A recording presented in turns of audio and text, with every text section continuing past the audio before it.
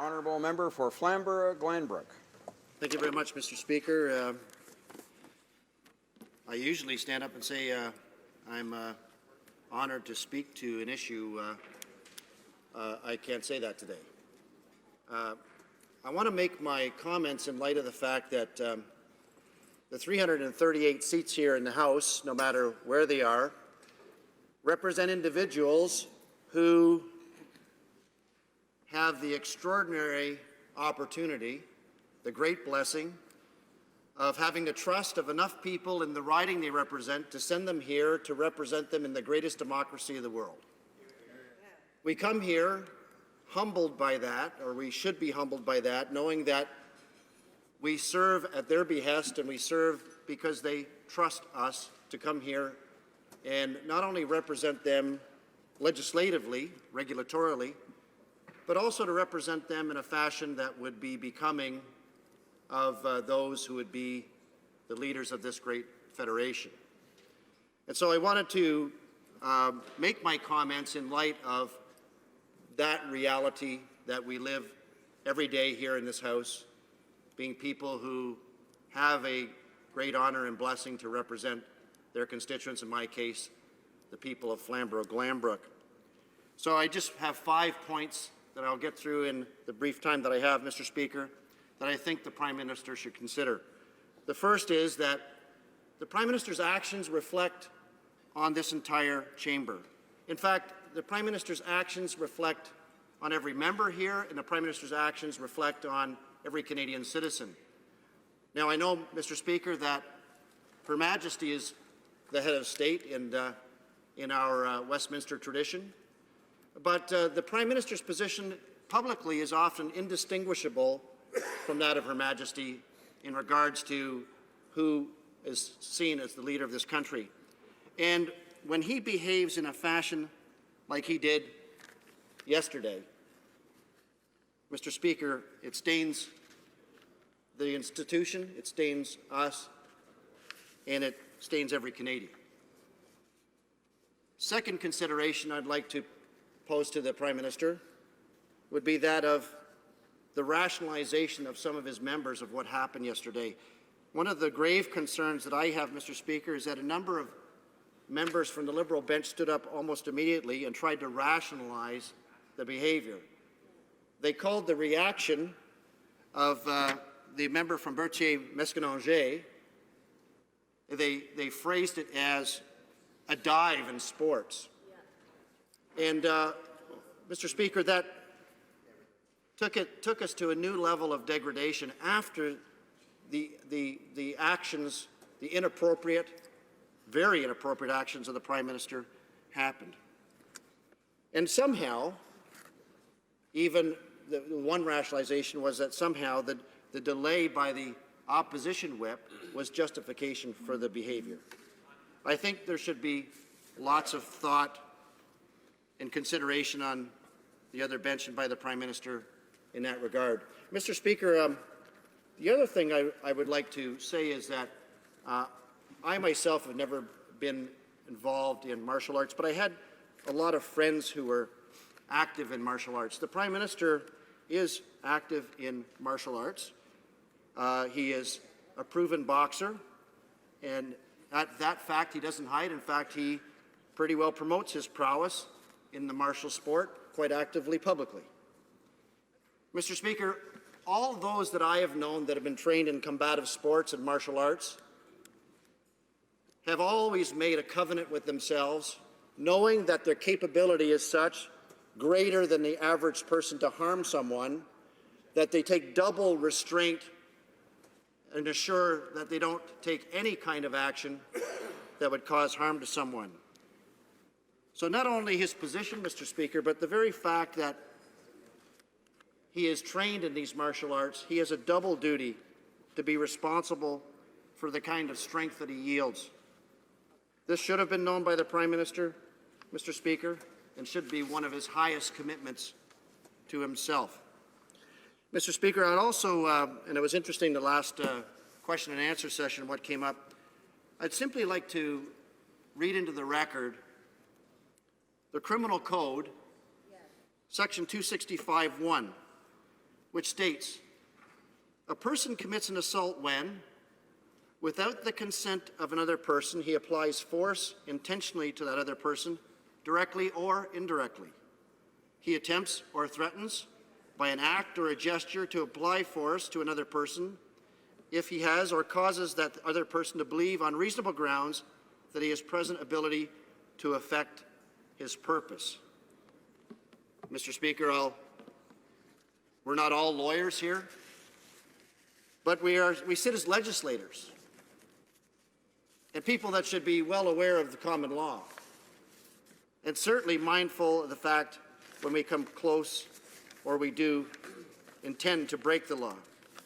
So I will leave that for the record and ask the Prime Minister to contemplate that section of the Criminal Code.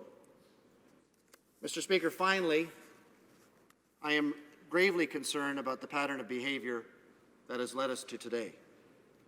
To begin this session of Parliament, the government, instead of implementing its agenda, its campaign promises, began spitefully repealing legislation. I don't remember a time in the history of this House where a government begins by simply making sure that they tear down everything that the previous government did.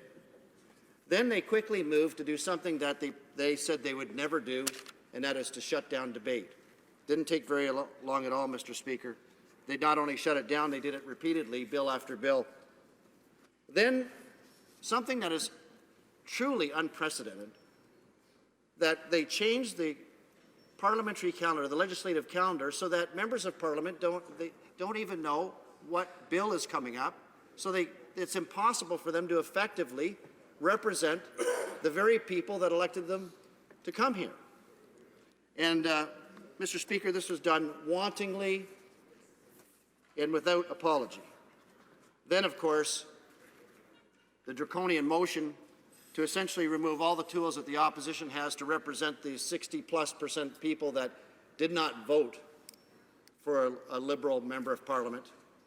Mr. Speaker, this is cause for real concern, and if you see this pattern of behaviour, which culminated last night with the Prime Minister leaving his seat, crossing the aisle, barging through opposition members to grab the opposition whip and to drag him forward, and then to a second time get out of his seat and confront the opposition again, you'll see that this pattern of behaviour is very troubling and causes me great concern about where we're going to go from here. So I've heard the apology by the Prime Minister, Mr. Speaker. I hope that it was sincere. And Mr. Speaker, one of the things that we discovered this morning, because we had the parliamentary prayer breakfast, actually, the national prayer breakfast this morning, the Speaker for this morning actually said, you'll know someone who's actually had a change of heart because they'll behave different. And so we'll be watching for that new behavior. We'll be watching for that new spirit of decorum. We'll be watching for that willingness to work with the opposition so that we can continue to serve our constituents, so we can continue to be responsible to those who elected us, and as we say every day, make good laws and serve ordinary Canadians. Thank you very much, Mr. Speaker. Questions and comments? The honourable member for Caribou, Prince George. Thank you, Mr. Speaker, and thank you to our honourable colleague for his speech. Mr. Speaker, as I mentioned before, I'm a new parliamentarian, and I think in our honourable colleague's speech, he spoke of how hard we work to get to this place, and that we're all here to try and make a difference in our communities and indeed the country. But what we witnessed yesterday was troubling, but it is, again, we've seen more and more actions of this for the last 6 months. And through you, Mr. Speaker, I'd like to maybe perhaps ask our honourable colleague, what would happen if that actions had taken place just outside the doors?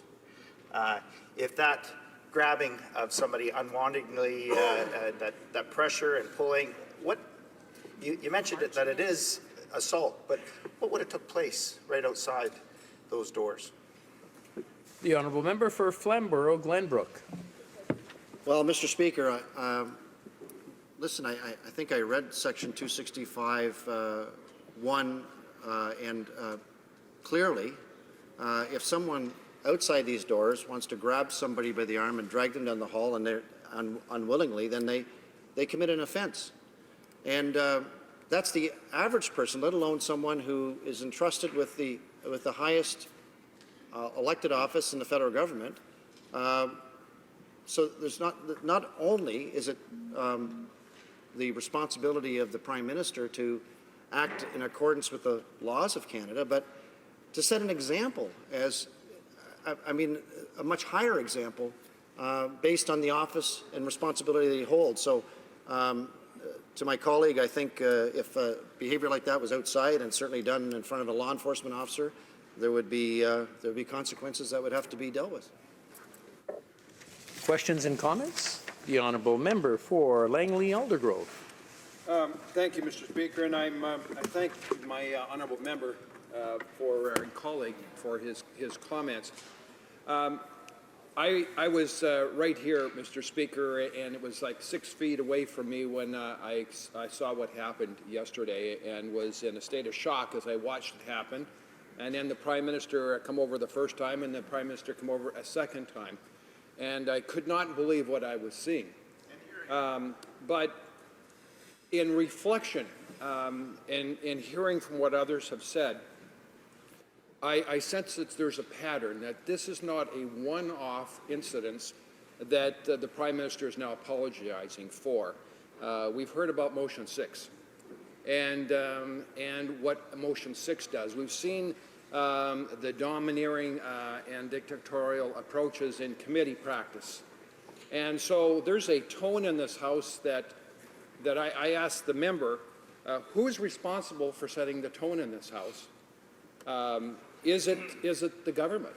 And if there is a tension in this House that has built up to a manifestation that we experienced yesterday, are there other things that are adding to this? So does he think this is a one-off, or is this a pattern that is really concerning that the government needs to address?